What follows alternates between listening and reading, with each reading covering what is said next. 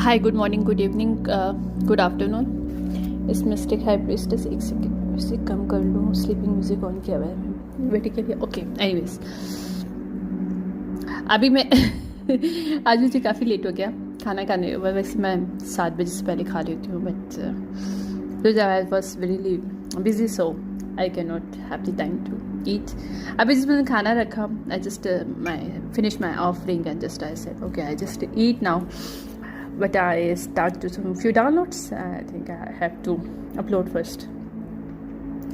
Okay, हमारी life में बहुत सी चीज़ें मिस्टीरियस वे में वर्क करती हैं. ओके, मीन्स समटाइम हम लोग कोई डिसीजन हम लेते हैं, बट उस डिसीजंस को हम लोग फुलफिल नहीं करते.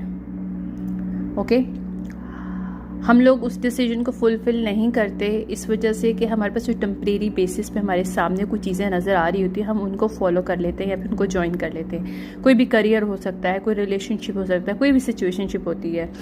लाइक हम लोग कहते हैं कि चलो अब वो जब चीज़ आएगी वो देखेंगे, अभी जो चीज़ है उससे काम चलाते हैं. राइट, तो उससे होता क्या है मुझे नहीं पता कितने लोगों को ये बात पता है कि नहीं, but I got this kind of messages usually, but today I got it.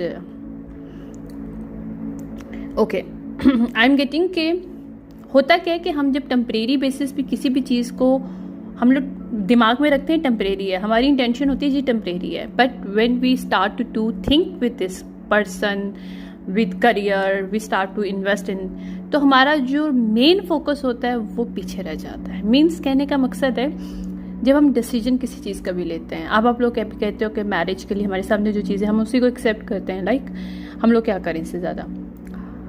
मेरे पास एक मैसेज है टोटल ओवरऑल के लिए, नॉट मैरिजेस के लिए, इज़ ओवरऑल कि डिसीजंस जब हम लोग लेते हैं ना, तो हमारे पास चॉइसेस होती हैं, बट एनर्जेटिकली चॉइसेस हिडन होती हैं, क्योंकि हमारे जो एनर्जेटिकली चॉइसेस होती हैं ना, हम जिसको सोच के एक्शन ले रहे होते हैं, उसकी वजह से अक्सर जो हमारी हिडन चीज़ें होती हैं वो हिडन ही रहती हैं, सामने नहीं आती.